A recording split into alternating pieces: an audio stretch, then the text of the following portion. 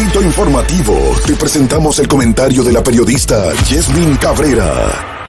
Esta semana inició la Asamblea General de Naciones Unidas número 77 y el turno de ayer fue de los países de América Latina en su primer día. Entre los discursos más destacables estuvieron el del presidente de Colombia, Gustavo Petro, con un discurso desafiante, vehemente, anti-establishment, que ponía el dedo en la llaga del tema de la lucha contra las drogas. Decía que había sido un fracaso, que había dejado millones de muertos en América Latina y el fracaso en la lucha contra el cambio climático. De hecho, equiparaba la droga, la cocaína, con el petróleo y el carbón. Decía, ¿qué es más venenoso?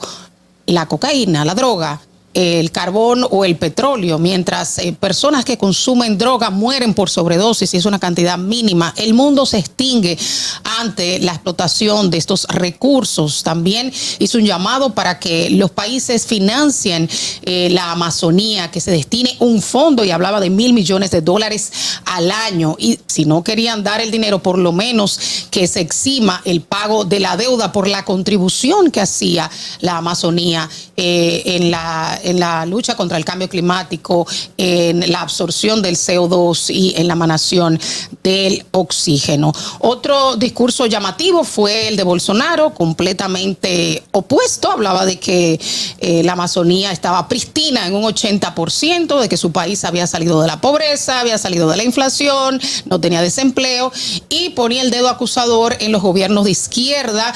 Había dicho que habían saqueado el país, específicamente en los periodos del 2003 al 2016, y decía que solamente había un culpable que había sido condenado, en una clara alusión de Lula da Silva, que es su principal contendor en las elecciones del 2 de octubre. También destacable el discurso de Boric, el presidente Gabriel Boric de Chile. Hablaba que el mundo necesitaba más democracia, mayor justicia social. También mencionó el tema de Palestina, que se han normalizado las violaciones de los derechos humanos y que Palestina necesita un Estado. También hizo un llamamiento a la comunidad internacional por las violaciones a las mujeres, de los derechos de las mujeres que se están dando en Irán, donde hay protestas. Han muerto varios protestantes debido a que una joven de 22 años murió a manos de la policía moral porque no llevaba el velo puesto de forma correcta, se le salían algunos cabellos. Fue detenida y luego murió, y la policía dice que murió por un infarto.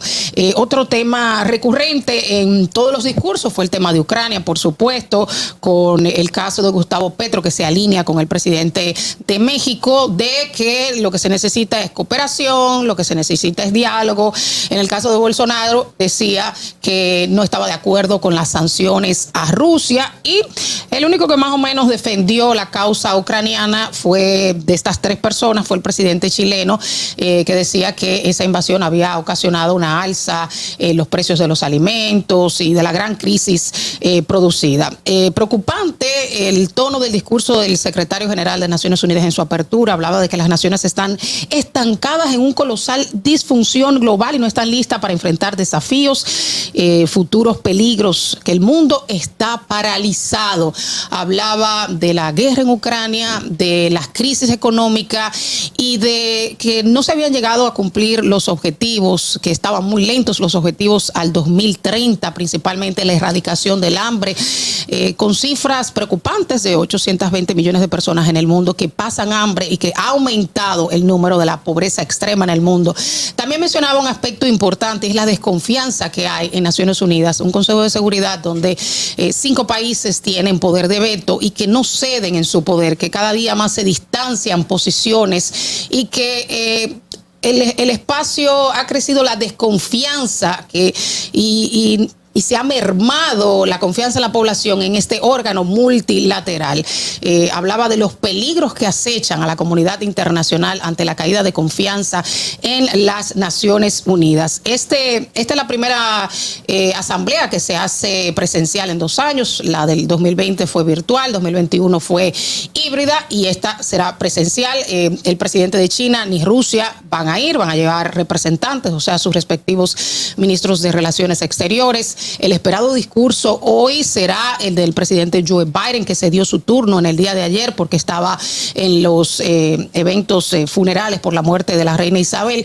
Y se espera también el discurso grabado del presidente de Ucrania, Volodymyr Zelensky, que como una prueba de test hubo una votación el pasado viernes a ver si se le permitía hacerlo de forma grabada, porque no se puede.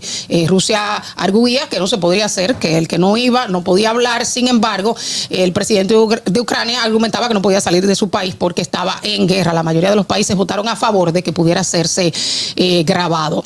No se prevén reuniones bilaterales, o sea, algunos encuentros que se hacen informales entre la delegación de Estados Unidos y la de Rusia, ni siquiera la de Estados Unidos ni la de China, y tampoco se prevén que se toque el tema del acuerdo nuclear con Irán, temas preocupantes de la comunidad internacional. Ya veremos en el día de hoy los próximos discursos. Ayer, vuelvo y reitero, era el turno de América Latina. También llamativo el discurso del presidente de El Salvador, que hablaba de que Estados Unidos se inmiscuía en los asuntos de la región y pedía mayor independencia y respeto a los países. Fernando. Distrito Informativo.